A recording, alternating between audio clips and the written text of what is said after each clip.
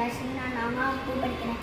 எனது பள்ளியின் பெயர் ஊராட்சி ஒன்றிய தொடக்கப்பள்ளி சேர்மகாலினி, திருநெல்வேலி மாவட்டம். திருக்குறள்.